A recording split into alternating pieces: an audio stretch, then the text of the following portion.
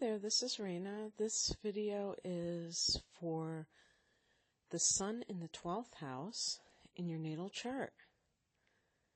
And so what does the sun represent? When we ask somebody what their sign is, we're talking about their sun sign. The sun is your aspirational self. It's what you came here to express, to do, to be. And so the personality can be wrapped up in the sun sign.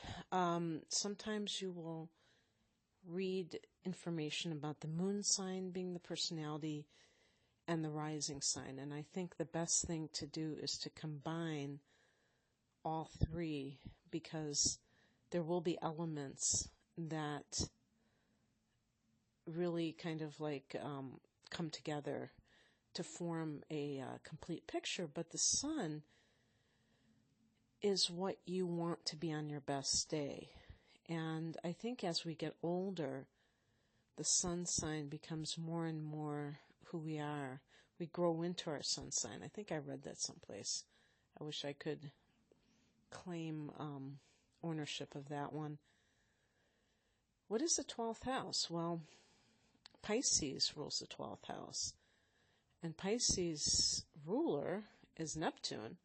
So Neptune rules the 12th house. Neptune is the planet of mysticism, dissolving, dreams, fantasies, unreality, and, mysticism, mystical experiences, psychic experiences, delusion, illusion, addiction, self-undoing. So when somebody has a sun in the 12th house, they have a sub-influence of Pisces. So it's almost like having the sun in Pisces. Now, again, you don't have the sun necessarily officially in Pisces. Your sun might be in Aries. But if it's in the 12th house, unlike a typical sun in Aries person, you might be less sure of yourself. You might be less pushy. The 12th house can mute the influences of a more kind of aggressive sign, like the fire signs. The fire signs are comfortable with asserting themselves, which is really about being confident in general. It's about knowing who you are. And the 12th house is all about not knowing who you are, because that's not what the 12th house is for. The 12th house is all about dissolving into the collective soul. And it's a place where everyone is at one with God. And this is one of the paradoxes in life when it comes to spiritual beliefs. It seems like people either go into this idea of becoming one with the universe or of being an individual soul. And actually, there is no need to choose between those two concepts. We can be both. And, I would assert that the first house is about us as individuals, and the 12th house is about us as one, being at one, being all, you've heard the phrase, we are all one. And that means that there's a unity in all things. And that is entirely possible and true, and I believe it wholeheartedly. But I also believe we are individual souls with individual paths, and so we cannot give up our individuality for the whole, because there's a reason for the individuality. And in the 12th house, the sun, which is the individual, the healthy ego, is at odds with this particular energy because it represents dissolving. The ego or the separate identity wants to stand out. It doesn't want to kind of melt into the cosmos and kind of like fade into the woodwork. The sun wants to shine. And there's a certain obscuring of that light. But the thing about the sun in the 12th house is that the individual is content with being behind the scenes. You know, if you think about, again, I really talk about fire signs, especially Leo, which is ruled by the sun, because I think that it kind of demonstrates the sun to its fullest extent. Leo is a natural performer, so it loves to be in front of people on stage, the natural show-off. What happens if somebody has a sun in Leo but in the 12th house? They may still want to work in the theater, but they might want to work behind the scenes, maybe as the still in a position of leadership, perhaps, maybe the leader of the acting troupe, the manager, whatever they call it, you know, but not necessarily on center stage with all eyes upon him or her, but still loving the fantasy that is generated by a play, by some kind of artistic production. Because this can be a very creative influence. The sun is creative, for sure. And the 12th house is also creative with Pisces and Neptune. However, it's coming from a very kind of sacred place. So sometimes there can even be like a spiritual theme, but there can be this sense of channeling things. A person with the sun in the 12th house enjoys being alone. Now, again, you know, contrasting it with somebody who has the sun in the first house, they may enjoy being the center of attention. Now, what happens if your sun is in Pisces and it's in the first house? See, that's kind of like flip-flop. And even though we could say that a Pisces person is naturally kind of like more reticent than out there just in and of itself, in the first house they get bolder. So the same thing applies to somebody who tends to be quite extroverted, maybe like a Gemini, and they're in the 12th house, their sun.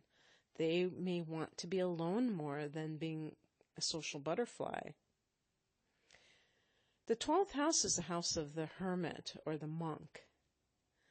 And it can actually, you know, depending on if there's any afflictions to the sun, go to the extent of agoraphobia, I should say, which is fear of the marketplace. But, you know, fear of crowds, large throngs of people. Solitude is preferred for people who have the sun in the 12th house. And speaking of that, the sun represents the father. So this person can have a Piscean type of father, which means that they can be the lovable loser. I don't like to use the word loser because I don't believe that anybody is a loser. But it's kind of like a persona. And I think of Jackie Gleason, if you've ever seen The Honeymooners. And Jackie Gleason was a Pisces, and his show, the honeymooners had his character, Ralph Cramden, as the lovable loser, who had all these dreams, which is Piscean, but they never quite came together. There was something unrealistic about it. But he meant well. So this person may have a father who is like that. In some cases, the father can be addicted, because the 12th house can be addictions as well as all forms of self-undoing. Also, the 12th house is the house of mental health. So the unconscious mind, the subconscious mind, whatever the differences are between the two. And this can manifest as a father who has mental illness and addiction. We could put forth as a possible type of mental illness, but whatever. I mean, it's just one of the possibilities. But the father can be somehow weak. So he may have a weak will, where he has a hard time avoiding substance abuse. He can have a weak character, where he commits crimes. And one thing about the 12th house, it's a house of prisons as well as hospitals. But this could be having a father who's incarcerated. And the 12th house can even be something shrouded in mystery. So the child may never know his father. And this could possibly be because the mother doesn't want him to know that his father is in prison, or that his father is a drug addict or an alcoholic, who is just totally down and out. And the mother tries to protect the child by, not even letting the child know exactly the status of the father. So there can be confusion, and the child can develop this fantasy of what the father is, especially if there's like a hard angle to Neptune. So if the sun is even like a conjunction with Neptune, if the sun is in conjunction with Neptune, that can be considered a hard angle sometimes, because it can adversely affect the person's perceptions and of themselves, but also possibly of the father.